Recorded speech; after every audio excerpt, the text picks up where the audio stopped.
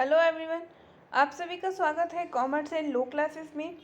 आज हम आपके लिए लाए हैं अर्थशास्त्र में सांख्यिकी का 7 चैप्टर सूचकांक। तो शुरू करते हैं। सूचकांक सूचकांक का अर्थ है समय के आधार पर हुए परिवर्तनों का अध्ययन करना ही सूचकांक कहलाता है। नेक्स्ट है, सूचकांक एक विशेष प्रकार का माध्य है जो समय और स्थान के आधार पर होने वाले सापेक्ष परिवर्तनों का माप करता है। नेक्स्ट है, सूचकांक की विशेषताएं। सूचकांक की विशेषता में पहला है, सूचकांक विशेष प्रकार का माध्य है। सूचकांक सामूहिक रूप से हुए परिवर्तनों का अध्ययन करता है। सूचकांक एक निश्चित समय में हुए परिवर्तनों के प्रभाव को मापता है। तुलना का आकार है। सूचकांक को आर्थिक वायु मापक यंत्र भी कहा जाता है। नेक्स्ट है, सूचकांक का उपयोग। सूचकांक के उपयोग है नीति निर्धारण में सहायक, तुलना करने में सहायक, मुद्रा की क्रय शक्ति का मापदंड, झुकाव की प्रवृत्ति का ज्ञान और पूर्वानुमान। नेक्स्ट है, सूचकांक के परिकलन की विधियां। सूचकांक के परिकलन की विधियां दो हैं, एक चल सूचकांक और दूसरा है चल समूह के सूचकांक। एक चल के सूचकांक में पहला है स्थिर आधार रीति और दूसरा है श्रृंखला आधार रीति। अब स्थिर आधार रीति में भी दो प्रकार हैं, निश्चित वर्ष आधार और दूसरा है औसत अवधि आधार। पहला है निश्चित अवधि आधार। निश्चित अवधि आधार में सूचकांक का फॉर्मूला है वर्तमान वर्ष का मूल्य अपॉन आधार वर्ष का मूल्य into 100।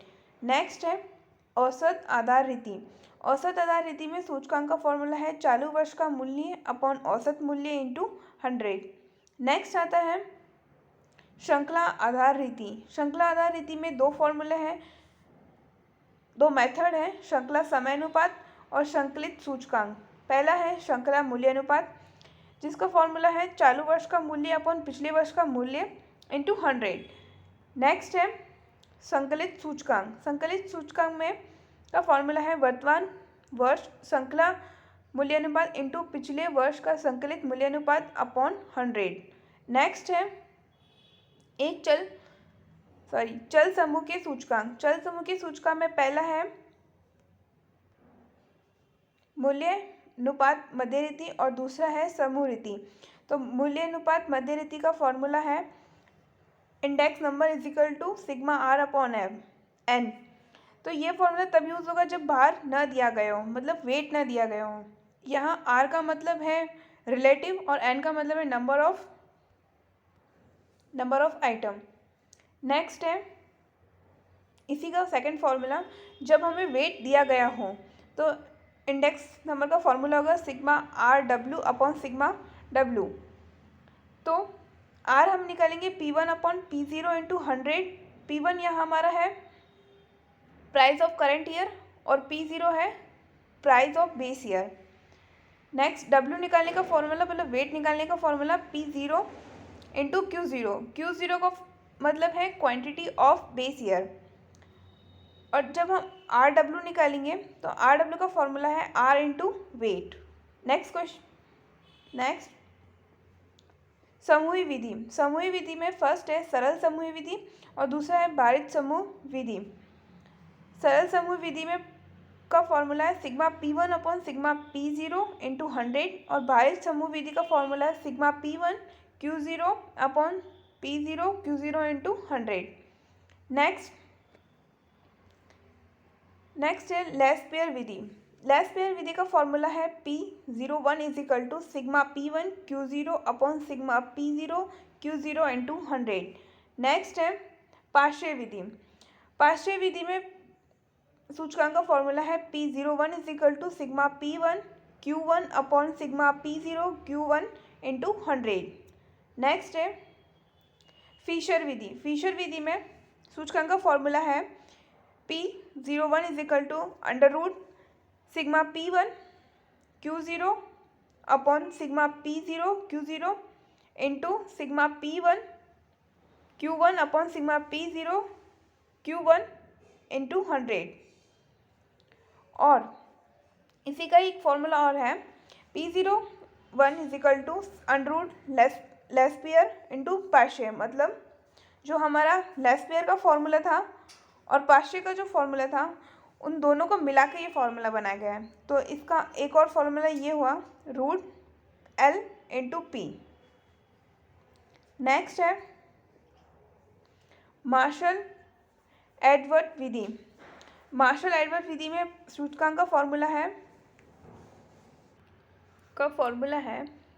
P01 = sigma P1 bracket में Q0 plus Q1 upon sigma P0 bracket में Q0 plus Q1 into 100।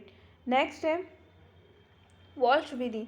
Walsh विधि का फॉर्मूला है P01 = सिग्मा रूट में Q0 ब्रैकेट में P1 Q1 upon sigma root में Q0 ब्रैकेट में P0 Q1 इंटू 100। नेक्स्ट है केली विधि। केली विधि का फॉर्मूला है P01 = sigma P1 Q upon sigma P0 Q into 100। Q एक प्रमाणित भार है। नेक्स्ट है डॉर्विश एवं बाउले विधि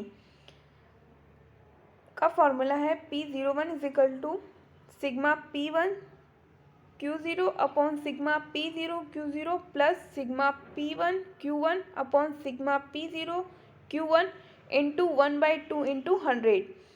इसका एक फॉर्मूला और है P01 = L+P/2 इंटू 100। अभी हमने थोड़ी देर पहले लेस्पियर और पास्चे का फॉर्मूला देखा था। उसी फॉर्मूले को डिवाइड बाई 2 करके इंटू 100 करेंगे तो हमारा डॉर्विश और बाउले का फॉर्मूला बन जाएगा। नेक्स्ट है फिशर विधि। अभी जो हमने फिशर विधि पढ़ी है उसकी कुछ डिटेल्स दे रखी है। देखें, यह सूचकांक आधार वर्ष व चालू वर्ष दोनों के भारों पर आधारित होता है। इसे आदर्श सूचकांक भी कहा जाता है। यह लेस्पियर एवं पास्चे सूचकांक के गुणोत्तर माध्य है। तो यह किसके गुणोत्तर माध्य है? लेस्पियर और पास्चे सूचकांक के गुणोत्तर माध्य है। नेक्स्ट है इसे आदर्श क्यों कहते हैं? फिशर विधि को आदर्श क्यों कहते हैं? तो देखें, यह समय उत्क्रम्यता परीक्षण एवं तत्व उत्क्रम्यता परीक्षण दोनों से संतुष्ट करता है। सेकंड है यह आधार वर्ष एवं चालू वर्ष दोनों की कीमतों एवं मात्राओं का ध्यान रखता है। थर्ड है यह गुणोत्तर माध्य पर आधारित है जो सूचकांक के निर्माण हेतु सर्वोत्तम माध्य माना जाता है। तो ये थी आज की हमारी वीडियो। इसी तरह की वीडियो देखने के लिए आप हमारे चैनल को लाइक करें, शेयर करें और सब्सक्राइब करें। Thank you so much for watching this video.